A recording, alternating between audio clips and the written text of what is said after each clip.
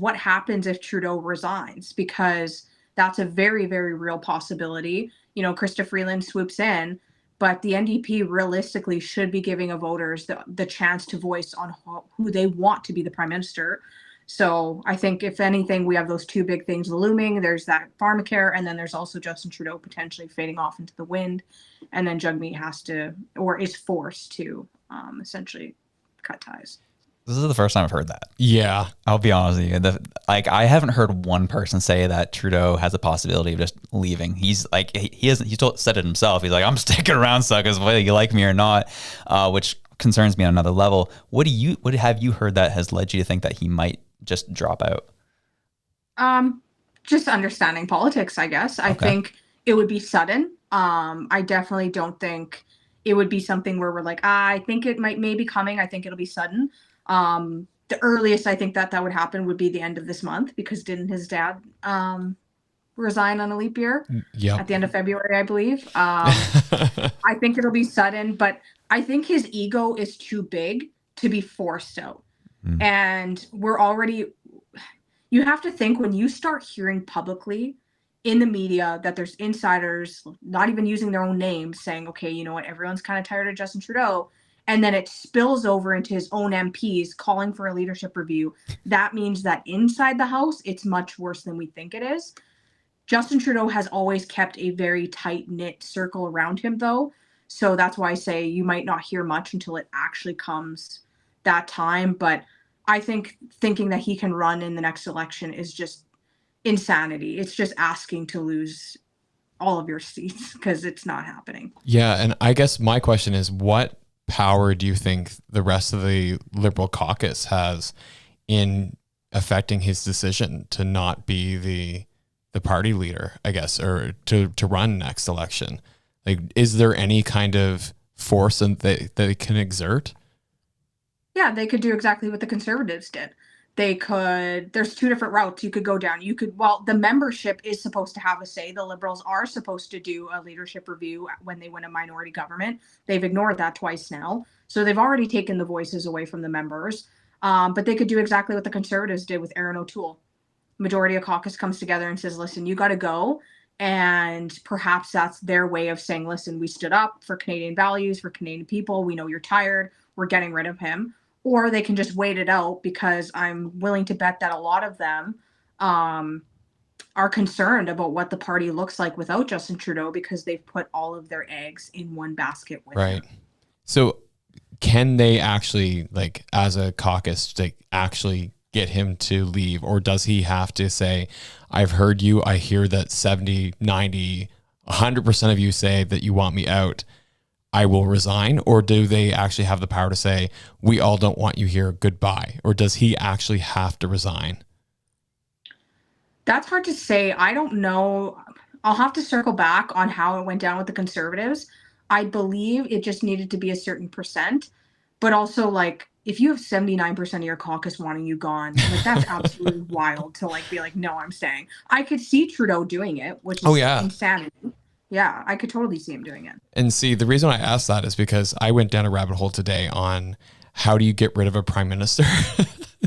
And after everything I went through, it was just like, the only way that we can get rid of a prime minister, even if they're charged criminally, the RCMP does not have the authority to remove that prime minister. We have no impeachment process.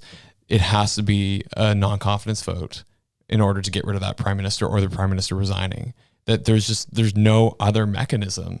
And I was like, holy crap, like, this is insane. And I asked the question to ChatGPT, and after I couldn't figure out, like, my own research for it, I was like, maybe this bot will tell me. The question of, like, in a majority government, has there ever been a non-confidence vote that has resulted in that government turning over? And it was just like, no, not that we can find in our records. I was like, cool, that's what I found too. And it just makes me wonder, like, is Canada ripe for totalitarian governments if we have a majority government, or if we have these coalition governments? And is there a way forward where we actually have a check and balance system? And is there other governments out there that are like ours that have a better system of checks and balances? And I'm just wondering if you've encountered anything like that. No, I think that this opens up a very important conversation as to why it's important to get out and vote and get involved as much as you can. But at the same time, this is what happens when we elect politicians that essentially think they're untouchable. Because these MPs now they don't care. They're like, well, Yeah. some of them are waiting for their pension, some of them are waiting until they lose the next election. What I'm thinking will drive the change is that we've seen these polling numbers for as long as we have. I think there is legitimately going to be a bunch of liberals now that see the writing on the wall and either say, listen, you got to go like now because I'm going to lose my seat, or they know they're going to lose their seat and they just ride it out and stop caring.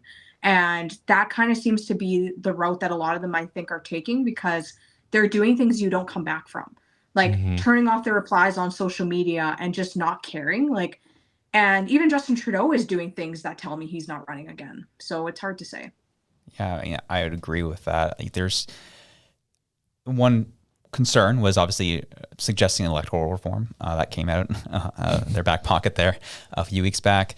And I hear you. I really do hear you, Jennifer, on the idea that, like, yeah, it's all the signs are there that he's going to drop out.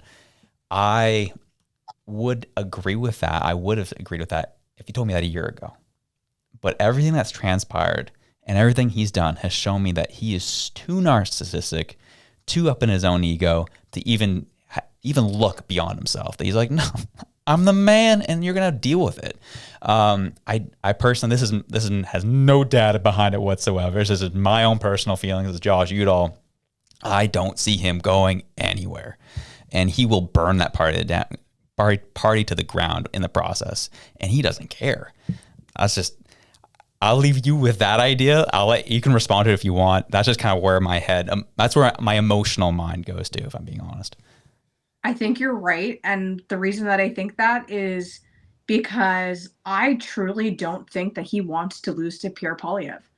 And I think that a lot of them, you might see some MPs that literally just retire. Like, they fade off into the wind because they're like, I cannot lose my seat to a Pierre Poilievre conservative. Because this guy has been at their neck as a literal pit bull. He's been one of the fighters in the Conservative Party for years. And it's like just him working his way up to the leadership and now potentially becoming the prime minister. That's just like, I think losing to Aaron O'Toole, it's like, oh, okay, whatever. He's kind of whatever, he's just like a garden gnome. Like, I don't really have any feelings. Yeah. Aaron O'Toole is a great and very nice guy, I might add. But he doesn't piss people off the way that Pierre Poilievre does. Right. Pierre Poilievre absolutely pisses people off. And especially liberals. Like, he makes it so easy. So this election is going to be a bloodbath. It's going to be very, very ugly. And, I got that too, where, he just got called an effing tool in a question period the other day, which was wild and hilarious to me.